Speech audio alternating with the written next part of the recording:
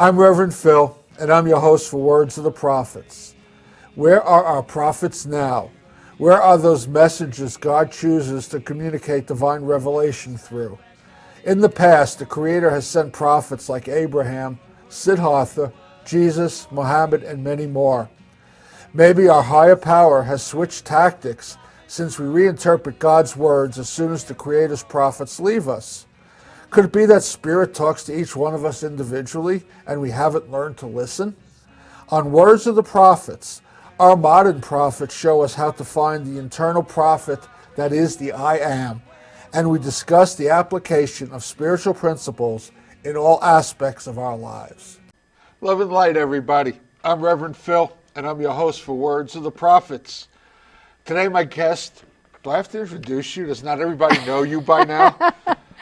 No, you For the really three don't. people who are watching the show who just moved to town, my guest is Chris Griscom, who is the founder and head of the Church of the Sanctuary of Light, the Nizoni School for Global Consciousness, and the Light Institute of Galisteo.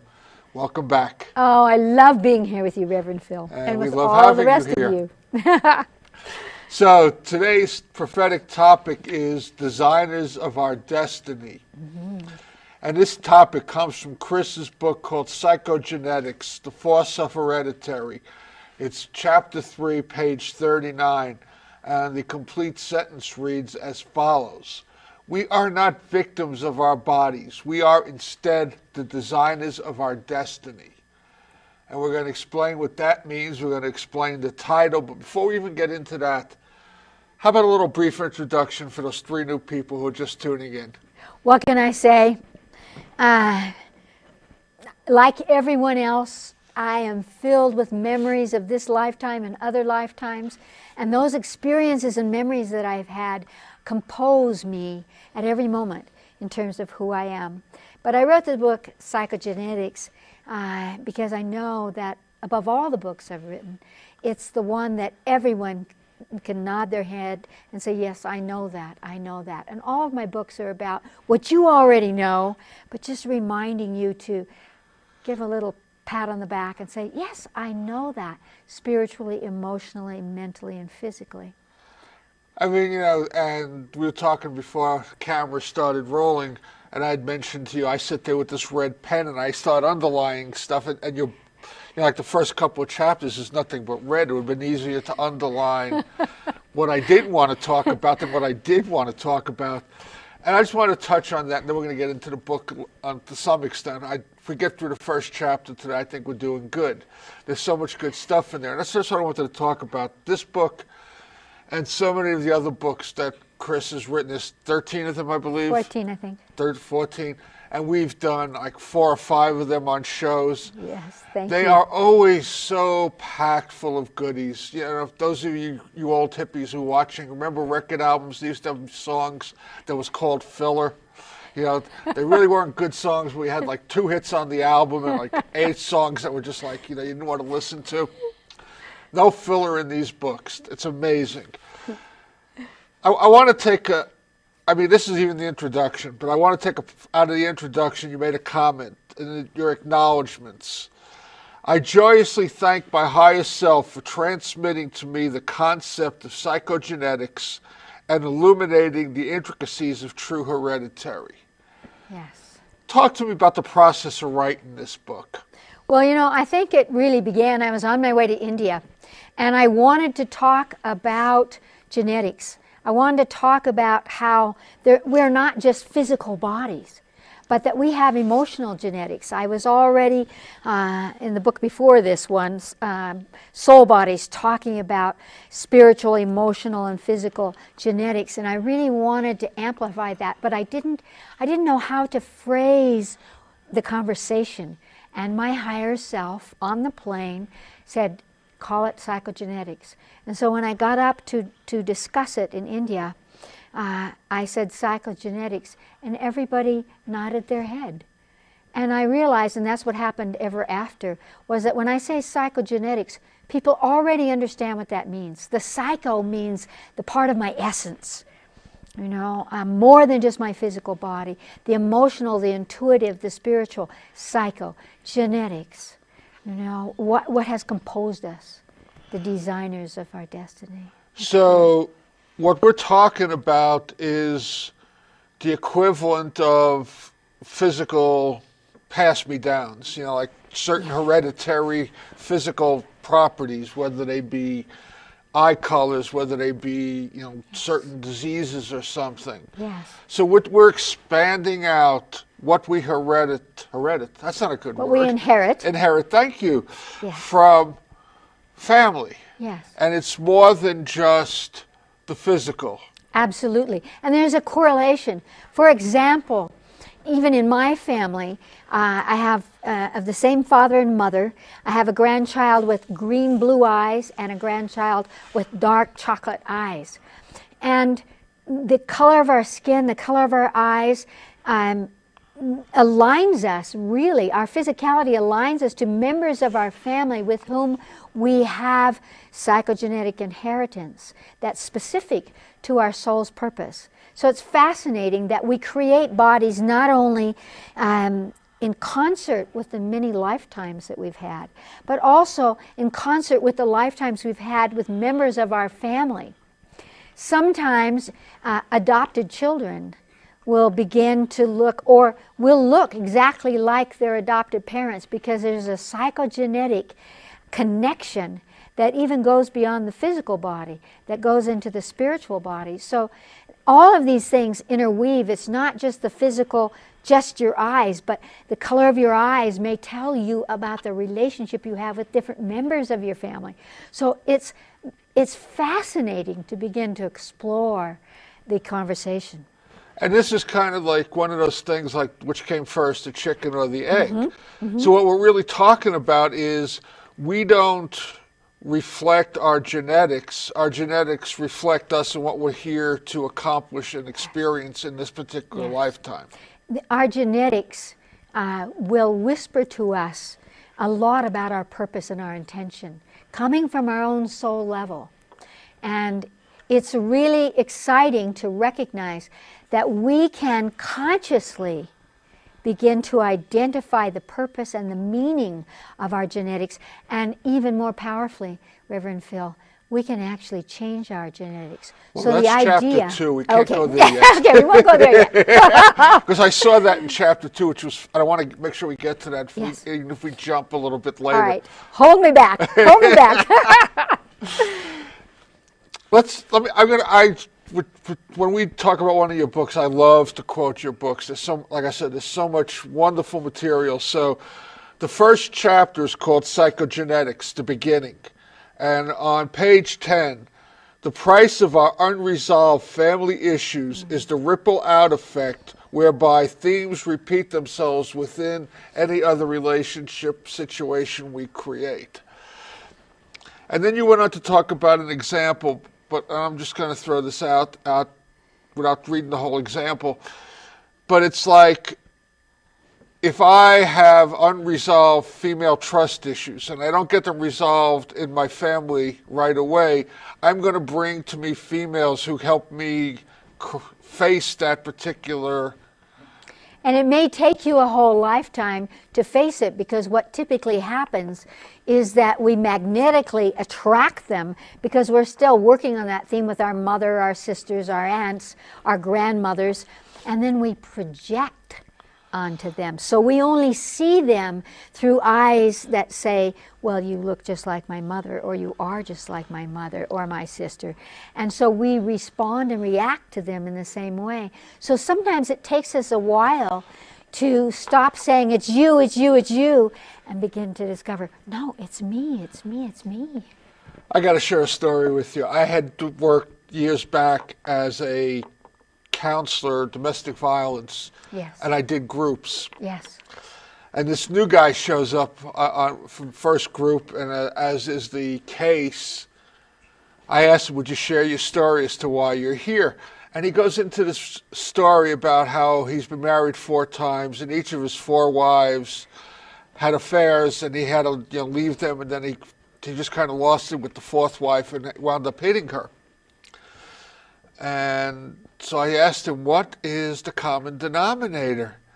And he looked at me and he goes, well, there isn't any, Phil. And he started talking about one was Hispanic and one was Native American and one was tall and one was short and one was fat and one was black hair. And he went through this whole, how each one of the four were different. And I'm like, okay, what's the common denominator? And he wants to go through this whole thing. And then I said, have to stop for a second. And I said, do you mind if I ask you a question? He goes, no, go ahead. I go, tell me about growing up as a child. Well, his mother was having affairs on his dad, and his dad finally lost it and kicked her out, and he kept custody of the gentleman who was with me at that point. And I said, so Mom kind of abandoned you and you lost trust there. And he goes, oh, yeah. And I go, could you see that maybe you were just bringing to you women to help you resolve this issue? And he started, oh my God, because what he would find the women, they would come to him who were willing to, I call it compromise. If I'm being accused of it, I'll just do it anyway. Yes. And that's what he was doing. Yes. And that's, to me, is what I think you're talking about here. That's exactly what I'm talking about. Very often we'll pick somebody who actually looks like our mother, or has some characteristic. It might be a physical, maybe they twiddle their hair, or they do something like that. And unconsciously it reminds us of our mother. And so again, we will project on them and expect them to do the things that caused us to imprint how we feel about women because of how we grew up. So that's a classic example. Page 10, just right afterwards. The imprints left in our psyche for familial relationships haunt the reflections of all others and hold sway over our emotional perceptions of ourselves. Exactly, exactly. Which means that we actually project onto others. They're not our victims. They have an agreement there on a soul level, but there is a magnetism that pulls them to us and causes them to enact, to reenact all those things. And that's why the ripple out effect. So let's talk about that magnetism. I mean, the way you're describing it, the magnetism is part of what we call karma. Yes. Karma is our task, and that magnetism brings to us what we need to deal with that task, to help us face it and hopefully grow from it. That's exactly it. So I put out a signal. That's right. And if I don't turn the switch off, the signal keeps going out. Yes. And it's the same signal. And somewhere there's somebody out there receiving that signal who has their signal turned on, that they're going to get a compatible lesson. That's right. So we're getting the opportunity to teach each other. That's right. And if we only understood that, we could end relationships. For example, that gentleman you were speaking of, for marriages later. We could learn to release the karma and at the very least, end a relationship with dignity and respect and be able to go on rather than to just repeat the cycle. Like the tiger chasing its tail. Repeating and repeating and repeating, because we really only see one woman, for example. Only that mother who cheated on the husband.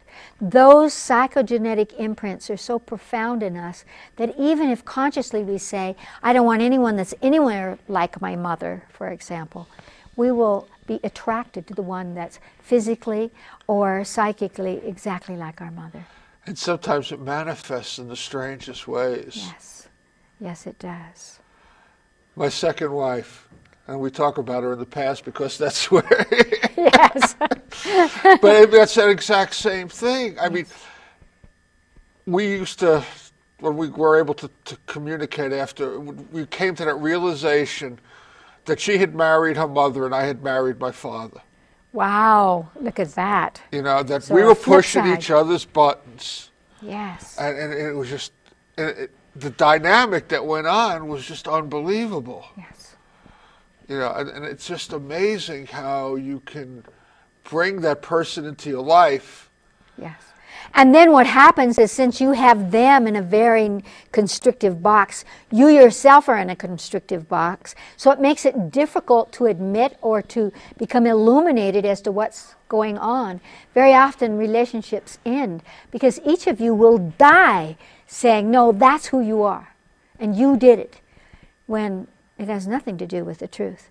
But not only are we projecting on the person, but that magnetism creates a whole ripple of environmental genetics. And so we only see them that way. That's our truth.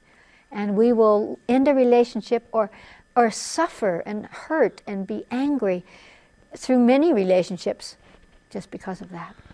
And then you go on to page 11 and you take this another step, which I find fascinating. Within our families, we are synergistically picking up emotional precepts and spiritual energies through our psychic antenna and attaching them to our DNA strands, causing us to inherit and pass them on in an endless, repetitive pulse. So that's what we were just talking about. When you play out, or that man played out with your wife, something that you have inherited. Now that inheritance could be your father's perspective of women. Exactly.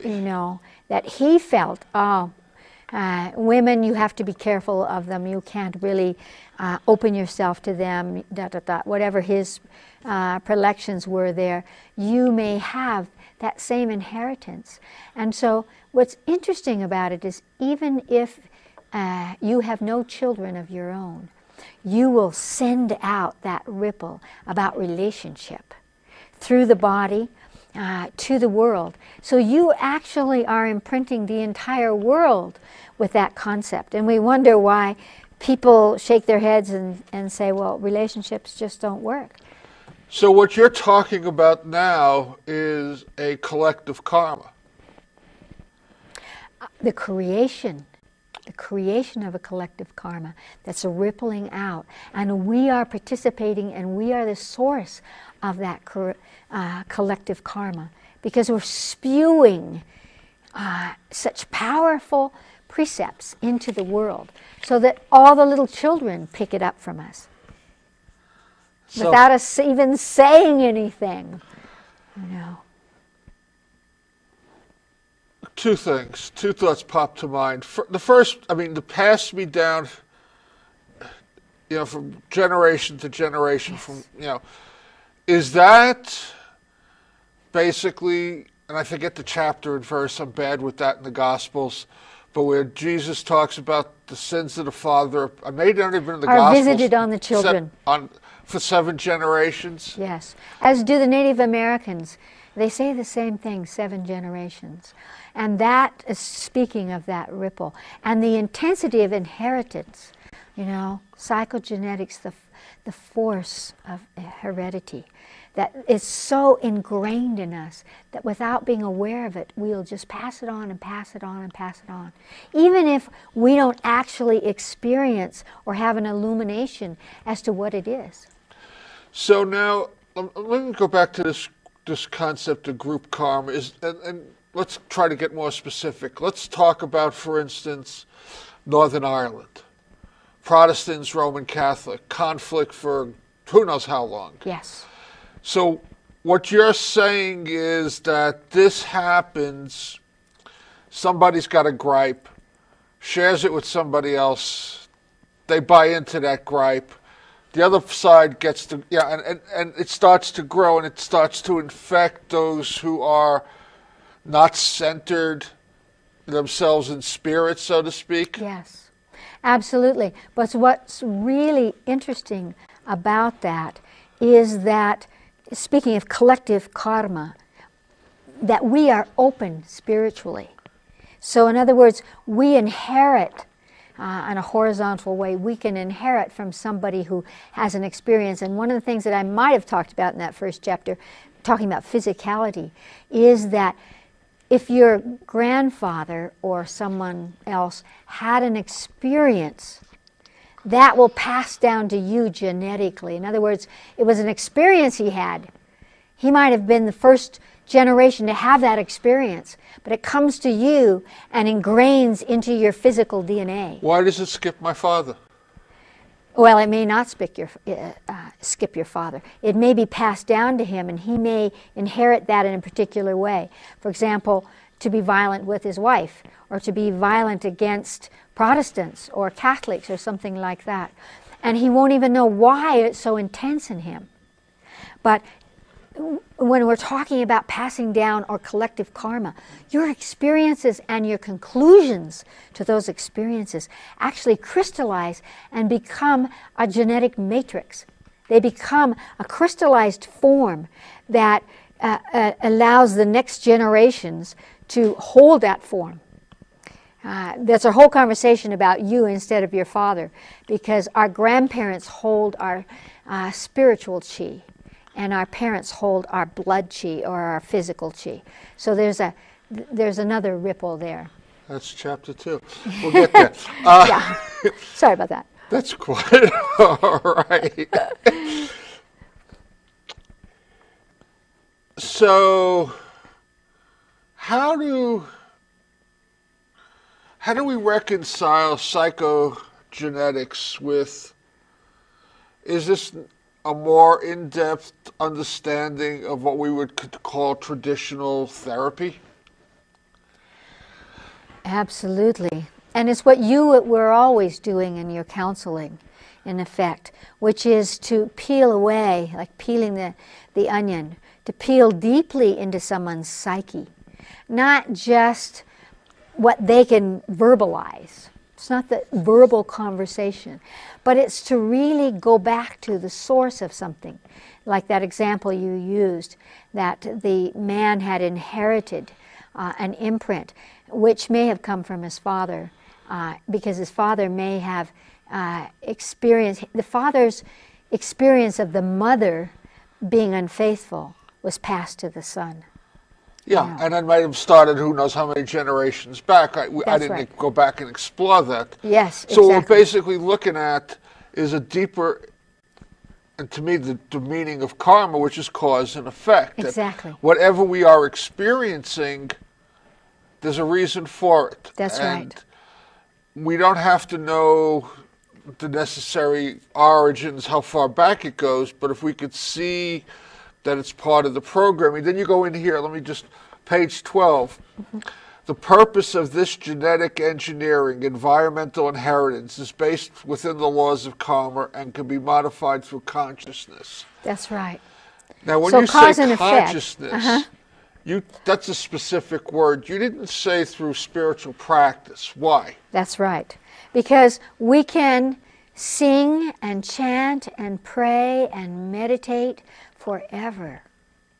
And it may bring us peace, and it may allow us, hopefully, a little illumination, often not. But it centers us, but it doesn't change the karma.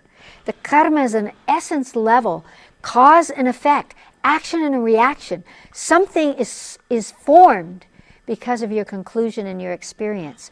And that is held tightly. And so your intellectual understanding of that, your therapeutic recognition of that, can change your behavior, but it doesn't change the course of your destiny or the purpose of your experiences or what is passed down. And that's why I wrote this book. That's why it's so important for us to become illuminated. We can know the thoughts and the experiences of grandparents that we never saw.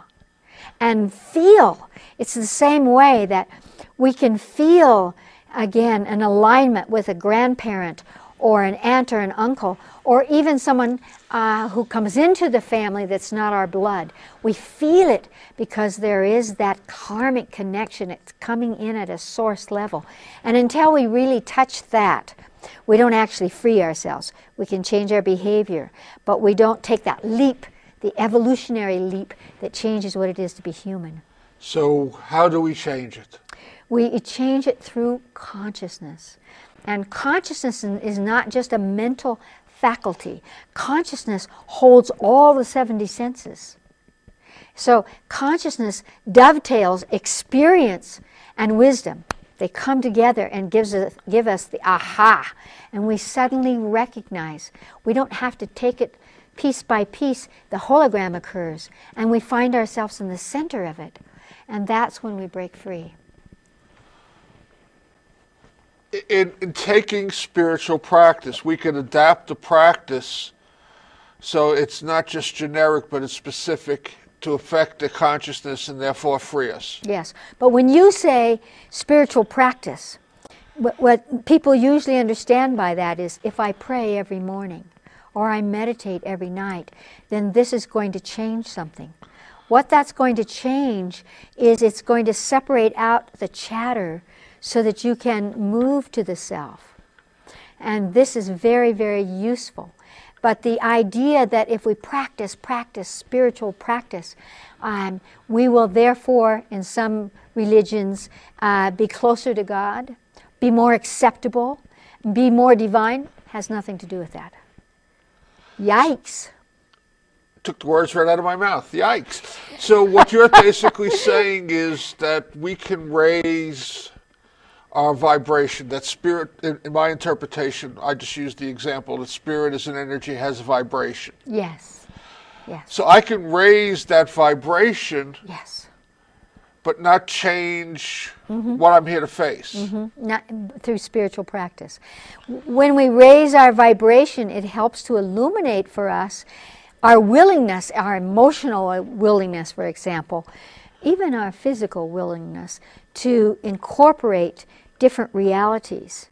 But it doesn't unravel the karma. It doesn't unravel what you inherited from your grandparents who passed their spiritual chi to us.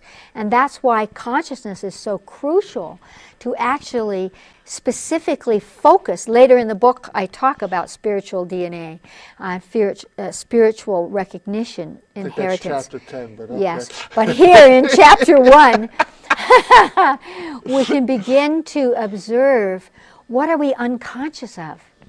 And that influences our lives. Again, as we were talking about, the way somebody looks may cause that magnetism to occur that engages the karma, that brings the two of you together, that ignites the fires of illumination or evolution, much to our unconscious awareness, typically. So, in my commentary, doesn't necessarily have to be yours, we are in such a love-starved, romance-starved society. Yes. That these signals that pass back and forth between Yes. people, you walk into a room and you get this vibration. Yes, you and do. because we are so hungry for something, we interpret it, oh, here's my soulmate, we're going to live happily ever after. That's right.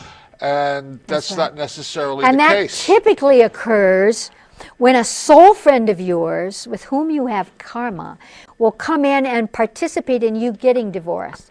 That unfaithful syndrome that goes on. Oh, you're not the one, but this is the one over here.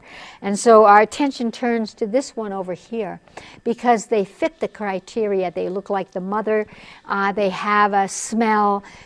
They do something or remind us of something that belongs to us that's in our own packet, our own psychogenetic packaging. And so we think that's the one. And of course, typically what occurs there, that within a year, almost 100% of the time, usually shorter than that, but within a year or 2 years, that one has left because they only came in to take you out of the relationship that you were not growing through and bring you to the next octave of karma.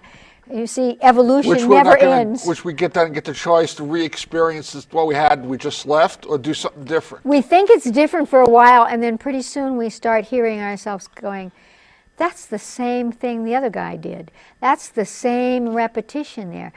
And where consciousness comes in is that we begin to say, wait, it's not about them. It must be about me. I am selecting people who are mirroring for me the same conversation. That's psychogenetics.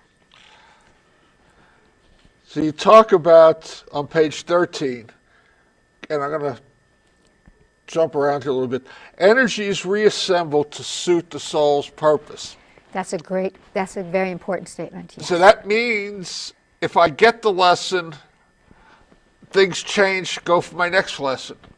So I come in with a blueprint. That's right. And I have prime lessons, maybe 1 and 2. Yes. And if I'm fortunate enough to be able to successfully resolve those, I have subprime 3 and 4 waiting for me. That is truly the ripple. The rock drops, and you begin with 1 and 2, and then it goes out. But the mind-boggling aspect of it is that it's all holographic and multidimensional. In other words, you may very quickly get on to ripple number 10 in your tiny little body. And ripple number 10 may be a psychogenetic imprint from your father that you're even too young to understand, but it imprints you. So there you are at 4, and 4 to 6-year-olds are thinking, get rid of the father, I'm going to marry my mother. You know, that's the Freudian, but we see that psychologically, that occurs there. So there you are at 4, and suddenly you're being faced with number 10, which is something that you can't possibly understand until you're sexually active, until your starved emotions that access and anchor into the physical body are in play. But at 4, you're already feeling something that you have no understanding of, but I'm marrying my mother and you get out. So I could have some things that are dormant, so to speak, because of the timing of whatever. It may be my own physicality, it may be whatever time of life. So there's things I'm going to face that may be lower down on the list, but doesn't mean they're less important. It just means there's a timing, like an illness somewhere in midlife or late life, for instance. That's right. And as you and I have talked about before in some of the other books, that illness, psychogenetically, comes up when you're in your 40s, but the predilection of it came before you were born, because you had already inherited physically and emotionally those characteristics that caused it to appear. And so that's the spin of life. Also on page 13, 2 separate sentences. I was getting to a place where I would have like a book this high if I was like, you know, I would have brought your book, but the type was too small.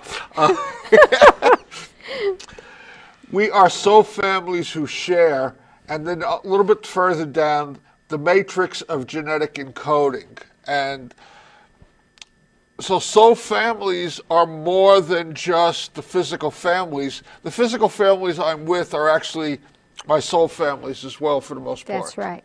In other words, you may have the blood going on right now, but you may also have blood relationships coming in karmically from your soul families, from other incarnations of the soul, other aspects that support you. This is one of the reasons that we may model and reflect the physicality of, let's say, an aunt and uncle who don't carry our blood. But because we are connected to them on a soul level, we already psychogenetically take in the threads of their experience, and the matrix is woven or held together, and we manifest it physically or emotionally in our own bodies, in our own lives. So soul families is something that, and this is very important to say to people, because so often we think, my mother was terrible, my father left me, blah, blah, blah, blah. And we don't realize that we chose our mother and father. And got exactly what we asked for. And got exactly what we needed. What we asked for on emotional or on a soul level, what we needed. Not on a physical level, but on a soul level. At any given moment, we're getting exactly what we need. Exactly. And that's... And you know, that brings us to the conversation, I know it's not in the first chapter, okay, of that responsibility. If we can say, I don't like this, but I must need it. So how can I use it? That's the way we begin to tear apart this matrix of psychogenetic constriction, by being able to use our consciousness and say, I must need this. Why is that? How can I use it to take myself to the next octave? And of course, how we use it, we unwind from our families. We unwind all of those terrible knots of inheritance that poison us and hold us back. Without getting too far down the book, would it be simple to say that in consciousness, to help me unwind everything, forgiveness and understanding are the two major characteristics, that this is here for me, chosen by me, for me? Yes. So but not only intellectually. You have to emotionally embrace that. And that's what brings you to the center, to the core of your true self. The part of you that is so wise and so illuminated that you can actually accept that. I talk about that kind of acceptance in the book. Page 14. Yes. Conscious genetics, whereby we ourselves take responsibility for who we are. That's it. And that we must understand when we use that word that it is not the way we have collectively come to think of responsibility. We attach responsibility to guilt and to blame and to hardship rather than what it should be, the power and the joy and the recognition. I'll take responsibility. It's mine. Because only when we have that sense that we actually unwind it, that we actually choose, okay, that's my responsibility. I'm going to create this with it. So basically, I am no longer a victim, I'm a volunteer. Yes, absolutely. And that I have tremendous power. I chose it. And because I chose it, I can redefine it. I can weave it into the fabric so that it serves me rather than pushes my nose to the grindstone and hurts me. So basically getting to that place of acceptance. So the example we were talking about, the guy with the 4 wives. Yes. He finds that acceptance, yes, and he basically turns the switch off. That's right. And now he brings to him yes, a woman who will give him a whole new different experience. That's right. Because when he stops being the victim and takes the responsibility, he no longer has to blame all the other wives. And that frees him to begin to dream or to taste or to attract to him the woman who gives him the love he was starved for in the first place. And the giggle of it is that it's him that's actually allowing anybody out there, not this special soulmate, anybody out there to actually love him. But he has to apply that to himself too. That's he right. has to see that I did what I did because of the lessons I was here to learn, and now I'm free of them. Yes, So he and can I can honor all those wives. Yes. I'm not going to carry them along and project the next one on. And that's what allows him to actually bring someone to him. But he has to honor himself too. That's, of course. Yes. And that's what I mean by allowing the love. We don't allow anyone through the smokescreen, through the veil, through the prison, through the armor, until we can say, I'm worthy of love, and I have something to give. So it's that inextricable dance between the giver and the receiver that allows us that life is good, and that changes our karma. Now I'm going to shift gears. Right. In the middle of page 14, out of nowhere, we are now accelerating the emergence of a new human species with a genetic blueprint that will allow stellar travel and communication through a human body more replete with light frequencies and cosmic consciousness. Absolutely. Imagine shedding the psychogenetics that don't serve you, the constriction of your father and your grandfather, the wars of your uncles, of your great-great-great forefathers. All of that falls away, and suddenly the psychogenetics begins to enact the soul level. The potential, the possibility, so that you actually change the physicality. You don't need sickness. You don't need harm. You don't need fear. You begin to look at the stars and recognize that you're made of the same atoms, and so you can begin to envision and imagine. When you do that, the kind of people that come to you as lovers and friends and family and blood are very different. You use them different. And so your reality changes. And we are on that threshold. Why? Why are we on the threshold? Because we have gone as far as we can go with the fear and the anger and the disease and the killing. As a species, we will either destroy ourselves, and we have the technologies to destroy ourselves now, or we will begin to feel that we can attract to us not only lovers, but vibrations, as you were talking about before, souls of vibrations that allow us to envelop something that we have not used before. It's like a recessive gene, if we're talking about genetics, something that has not appeared before, but is within the matrix, the psychogenetic matrix of our possibilities. And that's where we are. So we must do it. And, if I might, because we've always known it. We've always known that we had a great purpose, that we had potential. It's why so many people are so unhappy, because they sense it. They sense that possibility, but they've never given themselves permission to speak of what you were talking about. They've never liked themselves enough. They've never imagined themselves in a bigger arena. And we are coming to that now. And so it's a thrilling time to be alive. And what you said was the new world will not come to us. We've got to create it. That's right. And this is why psychogenetics is so important. We have to shed what doesn't serve us. And we're very afraid to do it. We think if we let go of the lover, no one else will choose us. We think if we disagree with our parents, we will fall into some abyss. Quite the contrary. Quite the contrary.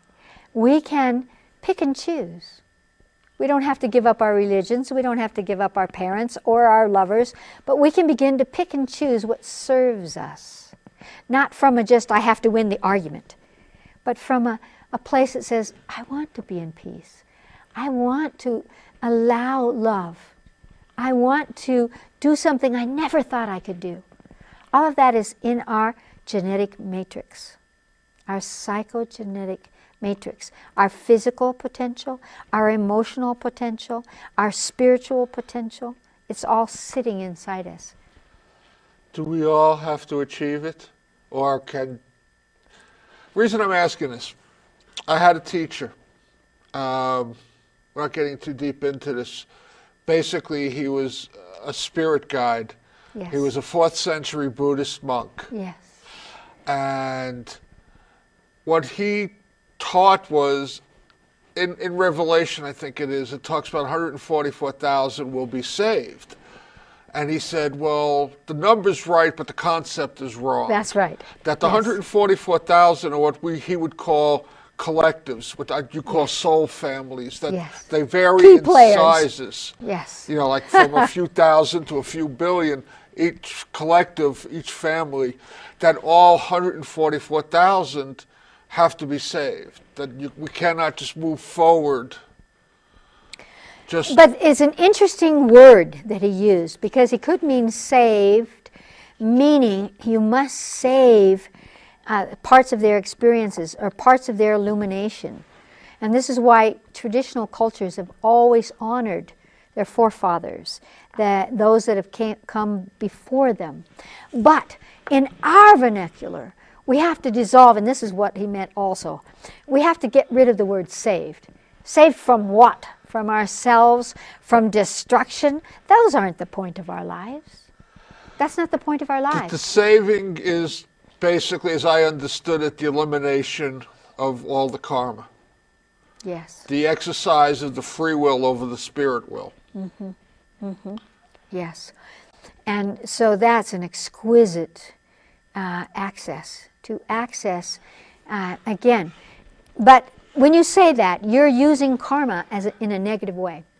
That cause and effect, saving us from the karma, the Buddhists meant by that the repetition, the treadmill of lifetime after lifetime. You say, I don't see that as a treadmill. I see it as a spiral of evolution.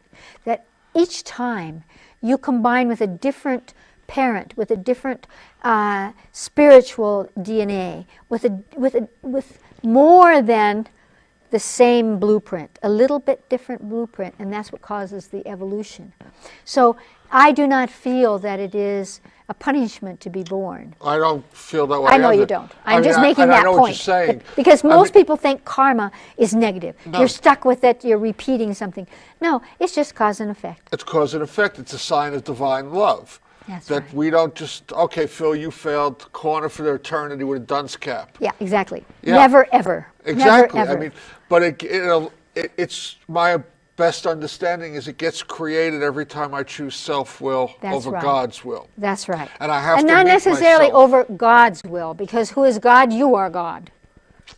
But the divine will of, It's always the divine will, but we have free will. So every time you choose something that lifts you up, you access an expansion of the divine will. If it weren't for you doing that, the divine will would fall apart. It would rot in the universe. That's the purpose of our lives. It's the evolution of the soul, evolution of God, evolution of the divine. And so every time you make a choice, you are opening the cosmos to a new possibility, which is spectacular. So, karma can be, you can never fail. Maybe you loved well in another lifetime. If you have a sense of that you know what it is to be the giver and to receive and to love well, you can amplify that. You can let go by the wayside the fear and see the truth that you will reflect for yourself what you are prepared to experience. And your experience will cause the cycle of evolution. Your children's children will see life because of your experience. That's why psychogenetics is so delicious. and we're kind of segueing into chapter 2.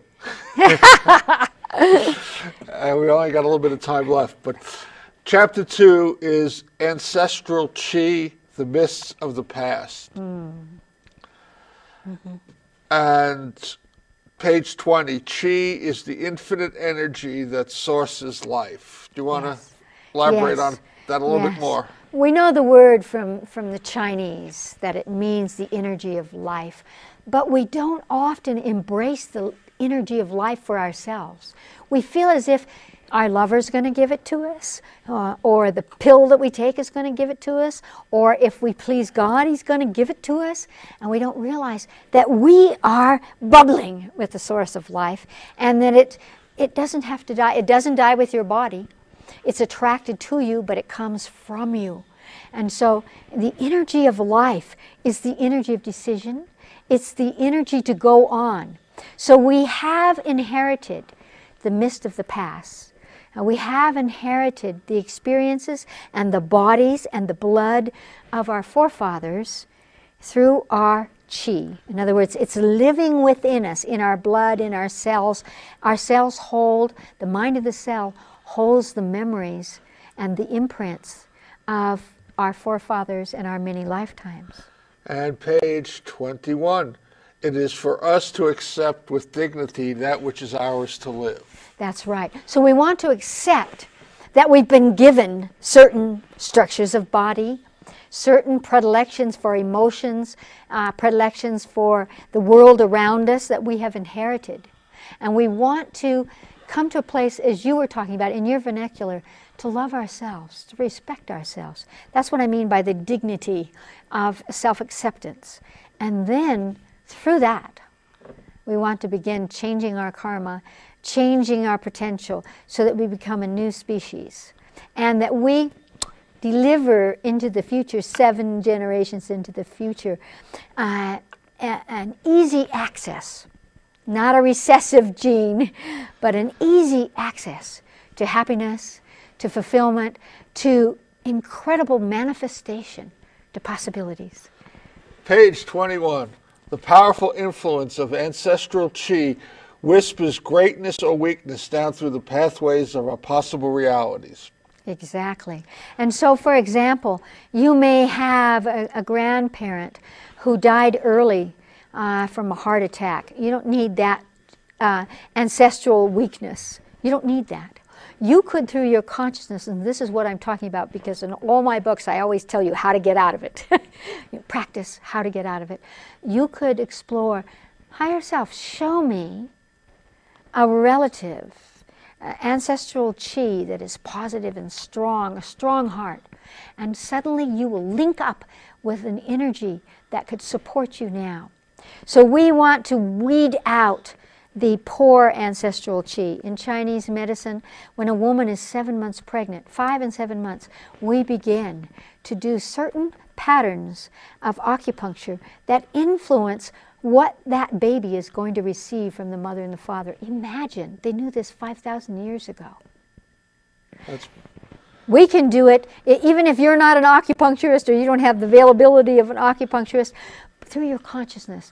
You can sit and say, who in my family has a strong physical presence, emotional presence, a spiritual presence? So and basically what you're talking about is the power of the divine will and how to exercise it. Your divine will. Each one of us, exactly. Our freedom, our free will, exactly.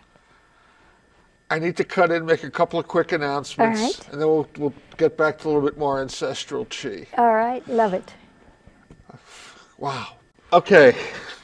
Focus, Phil. This is public access television. You who are watching are the public, and we are here to serve you. So, love to hear from you. Want to hear about what you think about some of the shows. Are there things you'd like to hear more about? There are questions you have about something you've heard? Feel free to contact me.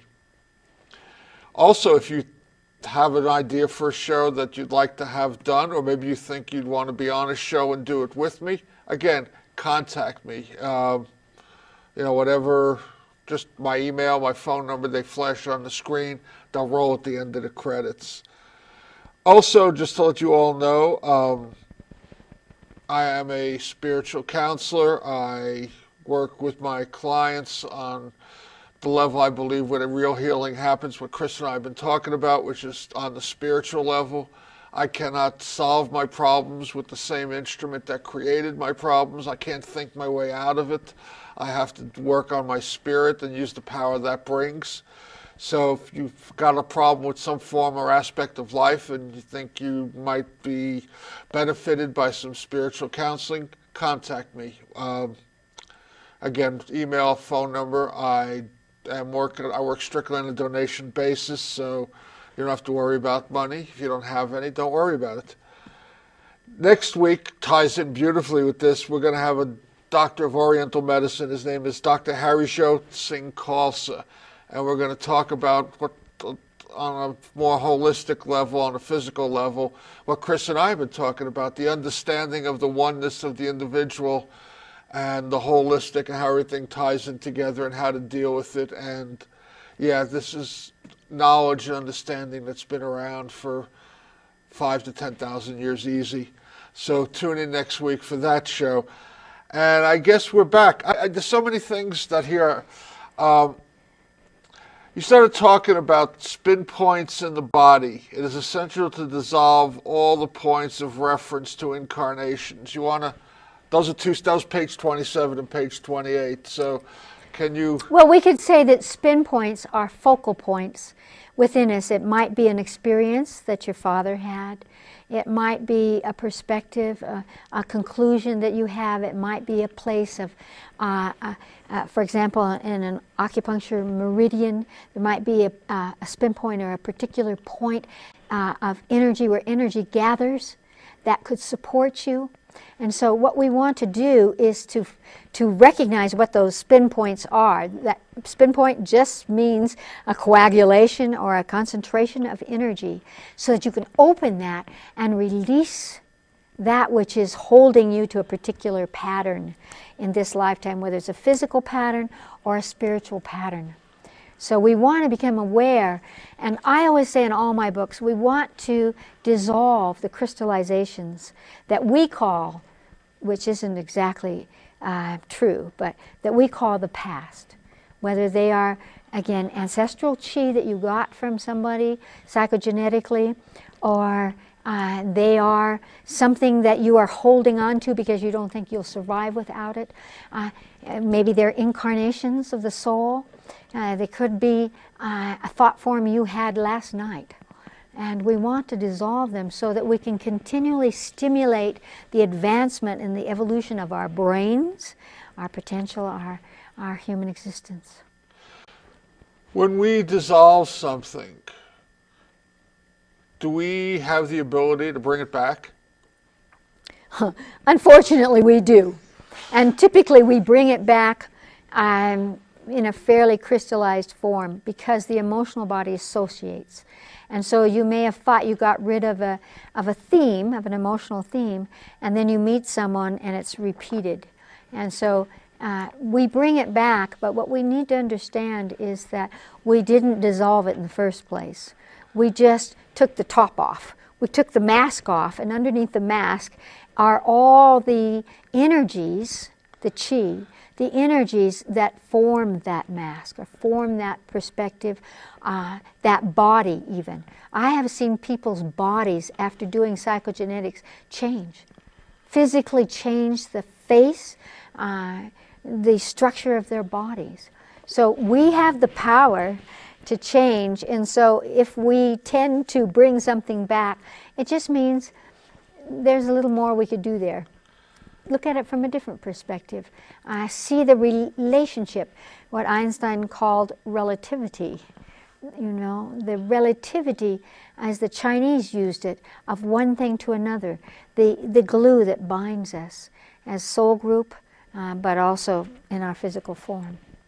We're running rapidly out of time. Page 32. You will impart to them the illumination of your consciousness and the joy of life. Mm-hmm. That's our ultimate destiny. That is our destiny. And the thing about destiny is we always think it's something we're going to manifest, but it's not here yet. And so what I would say about that is that our destiny is here at this moment with us. And at any moment, you can manifest within yourself health, or you can manifest a capacity, and maybe it's a spiritual capacity or a psychogenetic capacity of intuition, or some faculty, even music, that someone in your family has had, and you can pluck it from the dim past or from the again, background and bring it to the fore. And that's why life is so intriguing. And that's what brings us joy. Change, newness, potential, the capacity to experience brings us joy. And just to add to that, it's the joy that comes from within, not from without. The joy that comes from within, absolutely. And Chris, to remember that we have it. And it's up to us to use it. That's right. That is the message, Chris. Thank you so much. Oh, it's been a great honor to be with you, Reverend Phil. Blessings. It's wonderful to have you, as always. We'll have you back soon. My joy. Wonderful. And I want to thank you all for tuning in. The message is consistent. Every week that you've watched this show, you have the power to create your own reality. If you don't like the reality you're in, change it, because nobody else is going to change it for you. You cannot be fixed from outside. It can only be fixed from the inside. It's healing. And you got the power to do it. So watch the show, listen to the show, tape the show, watch it over again. You'll get it. Until next week, love and light, everybody. I'm Reverend Phil, and I've been your host for Words of the Prophets. Thank you for tuning in. Please join me again next week, same time, same channel, for more Words of the Prophets.